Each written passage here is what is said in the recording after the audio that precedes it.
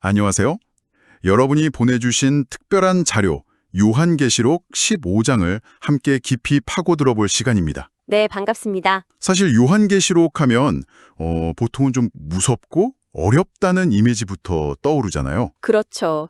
대부분 그렇게 생각하시죠. 근데 이 15장은 딱 8절, 정말 짧은데 그 안에 엄청나게 강렬하고 또 뭐랄까 대조적인 장면 두 개가 꽉 들어차 있어요. 네, 맞아요. 한쪽에서는 막 승리의 찬가가 울려 퍼지는데 다른 한쪽에서는 마지막 심판을 위한 준비가 착착 진행되죠.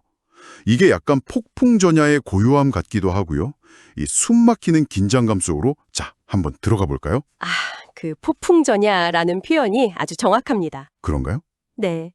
요한계시록에 나오는 여러 재앙 시리즈, 그러니까 일곱 나팔 재앙이 있었잖아요. 네네, 있었죠. 이제 그 대미를 장식할 마지막 7대접 재앙이 쏟아지기 바로 직전에 일종의 막간극 같은 장이 바로 15장입니다. 하늘의 무대 뒤편에서는 지금 무슨 일이 벌어지고 있는지, 그 심판이 어디서부터 오는지를 보여주는 예고편이라고 할 수 있겠네요. 아, 예고편이라는 말씀이 확 와닿네요. 그럼 본문 1절을 보니까 하늘에 크고 이상한 다른 이적이 보인다고 시작해요. 네. 7천사가 마지막 7재앙을 가졌는데 하나님의 진노가 이것으로 마치리로다 라고 그냥 못을 박아버리네요. 이 마지막이라는 단어가 주는 무게감이 상당한데요. 맞아요. 바로 그 단어가 핵심이에요. 아, 정말요? 네. 앞서 말씀드린 인이나 나팔 재앙은 사실 경고의 성격이 강했어요.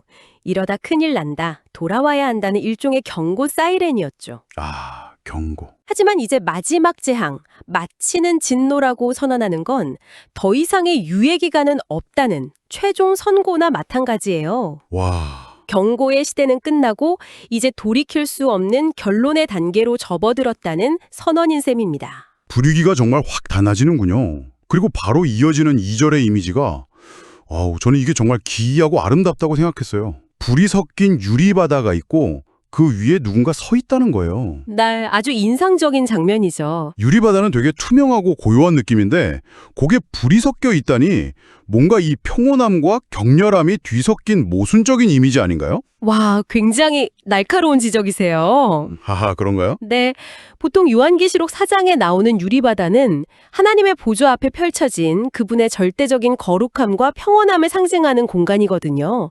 수정같이 맑고 고요한 곳이죠. 네, 맞아요. 그런데 여기에 불이 섞였다는 건 이 바다 위에 서 있는 사람들이 그냥 평탄한 길만 걸어온 게 아니라는 걸 보여주는 장치입니다. 아, 그 불은 그들이 통과해온 극심한 시련과 핍박, 그리고 동시에 세상을 향한 하나님의 심판의 불을 의미해요. 그렇군요. 그러니까 그들의 발밑에 있는 그 바다가 그들이 겪어낸 고난의 역사를 담고 있는 거네요. 바로 그거죠. 불같은 시험을 이겨내고 마침내 하나님의 평온한 임재 앞에 섰다는 뭐랄까 일종의 훈장 같은 거군요. 정확합니다. 본문에서도 그들을 짐승과 그의 우상과 그의 이름의 수를 이기고 벗어난 자들이라고 소개하잖아요. 네네. 이건 문자 그대로 목숨을 건 싸움에서 이겼다는 뜻이거든요. 그리고 그들의 손을 보면 하나님의 검은 고를 들고 있어요. 그러게요. 보통 전쟁에서 이기면 칼이나 어떤 트로피 같은 걸 들고 있을 법한데 악기를 들고 있다는 점이 되게 독특해요. 그렇죠. 싸움의 끝이 또 다른 싸움이 아니라 연주와 노래라는 거잖아요. 바로 그겁니다. 검은고, 즉 하프는 성경에서 언제나 찬양과 예배를 상징하는 대표적인 악기예요. 그들이 칼이 아닌 검은고를 들었다는 건 그들의 투쟁이 끝났고 이제 그 승리의 궁극적인 표현은 하나님을 향한 예배라는 걸 보여주는 거죠.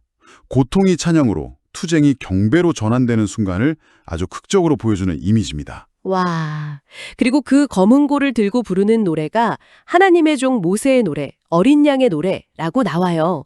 제가 이 부분을 읽으면서 이건 좀 낯선 조합인데 싶었거든요. 하하, 그렇죠. 좀 낯설게 느껴질 수 있죠. 모세의 노래는 출애굽, 그러니까 이스라엘 민족의 아주 구체적인 역사적 탈출 사건이 배경이잖아요. 네, 출애굽기 15장에 나오죠. 근데 반면에 어린 양의 노래는 뭔가 전우주적이고 영적인 구원을 상징하는 느낌이라서 이 둘을 왜 굳이 하나로 묶어서 부르는 걸까요? 정말 중요한 질문을 하셨어요.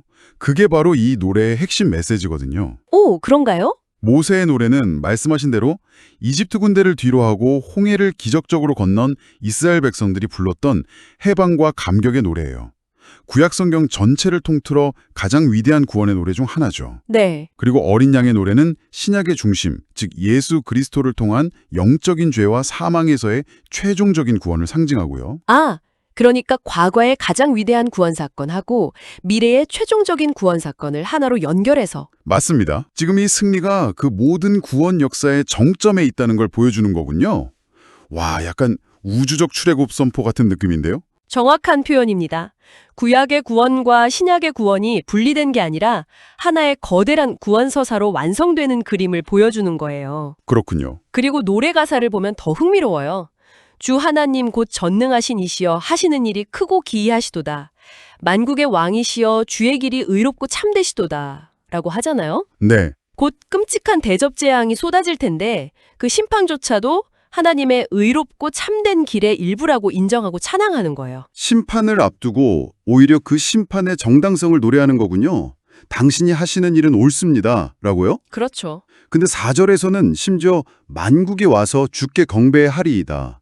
라고 노래하는데 아직 세상은 심판받기 전이고 만국은 하나님을 대적하고 있잖아요. 이건 어떻게 이해해야 할까요? 그게 바로 요한계시록 전체를 관통하는 하늘의 시점이에요. 하늘의 시점. 우리 인간의 시간 속에서는 아직 일어나지 않은 미래의 일이지만 하나님의 관점에서는 이미 결정되고 성취된 확실한 사실이라는 거죠. 아, 그래서 이 노라는 예언이면서 동시에 선포인 거예요. 그리고 이 심판의 궁극적인 목적이 단순한 파괴나 복수가 아니라 모든 왜곡된 것을 바로잡고 하나님의 의로우심을 온 세상에 드러내서 결국 모든 민족이 그분 앞에 경배하게 만드는 데 있다는 걸 역설적으로 보여주는 겁니다. 와. 그러니까 이 승리자들의 찬양이 곧 닥쳐올 심판에 대한 일종의 신학적인 해설서 같은 역할도 하는 셈이네요. 네, 그렇게 볼 수 있죠. 자, 이렇게 한쪽 무대에서는 승리의 찬가가 장엄하게 울려 퍼지고 있는데 그 노래가 울리는 동안 무대 뒤편 보이지 않는 곳에서는 뭔가 다른 일이 준비되고 있었던 것 같아요. 5절이 바로 그 장면으로 우리를 이끄는 것 같죠.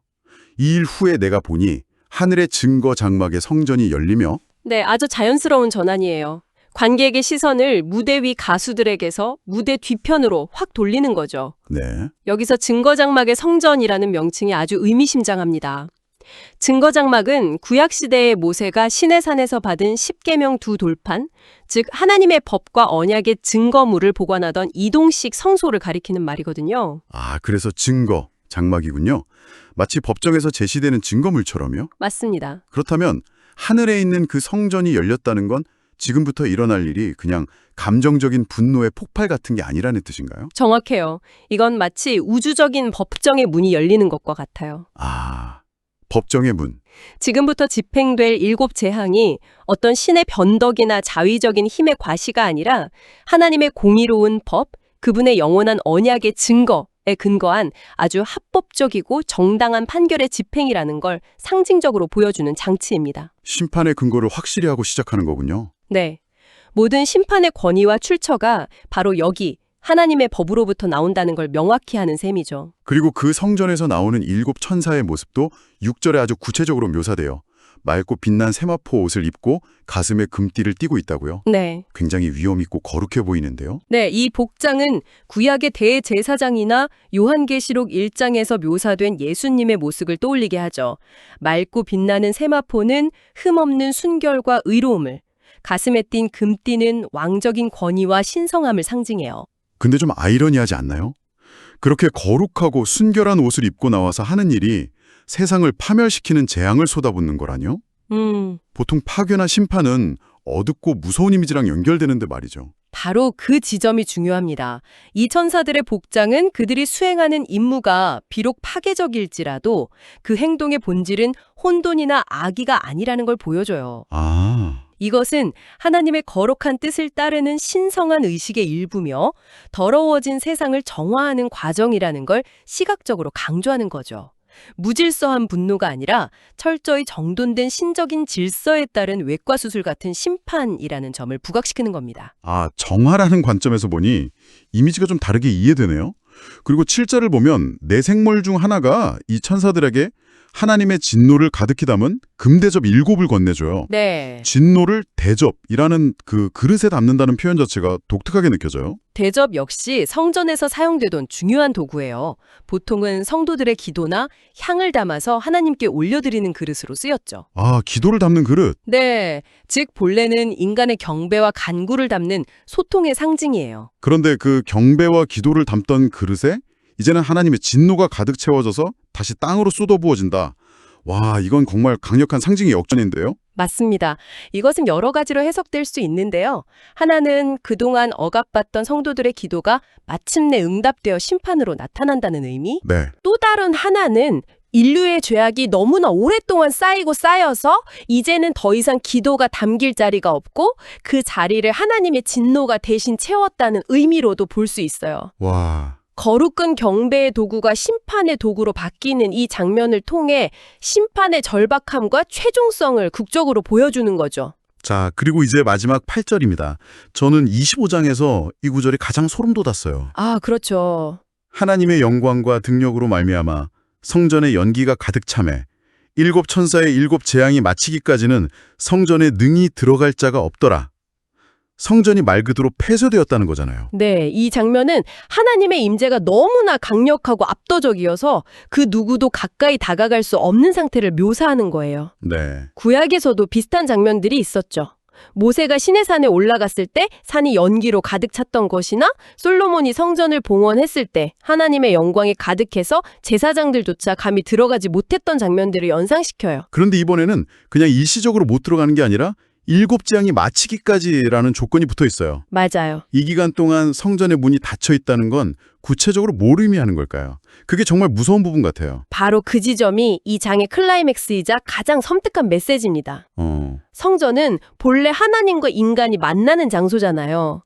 죄를 용서받고 자비를 구하고 중보기도를 드리는 곳이죠. 네, 그렇죠. 그런데 그 성전의 문이 닫히고 아무도 들어갈 수 없다는 것은 일단 이 마지막 심판이 시작되면 그 과정이 끝날 때까지는 더 이상 중재나 간청, 회개의 기회가 없다는 것을 의미해요. 자비의 문이 일시적으로 닫힌다. 그동안은 언제나 열려있던 문인데 말이죠. 그렇죠. 이것은 심판의 집행이 그만큼 확고하고 되돌릴 수 없다는 최종적인 선언과도 같아요. 오직 공의만이 집행되는 시간이 시작되었음을 보여주는 거죠. 아, 이전의 나팔 재앙 때는 재앙 중간중간에 회개를 촉구하는 메시지들이 있었지만 이제는 그런 여지가 없는 그야말로 끝을 향해 달려가는 국면에 들어섰다는 걸 보여주는 가장 강력한 이미지입니다. 오늘 요한계시록 15장을 쭉 훑어보니 정말 한 편의 잘 짜인 서사시 예고편 같다는 생각이 드네요. 네, 그렇죠. 한쪽에서는 불같은 시련을 통과한 승리자들이 유리 바닷가에서 하나님의 통치가 결국 옳았다고 목청껏 찬양하고 있고, 동시에 다른 한쪽에서는 그 찬양의 이유가 될 마지막 심판이 한치의 오차도 없이 거룩하고 엄숙하게 준비되고 있고요. 맞습니다.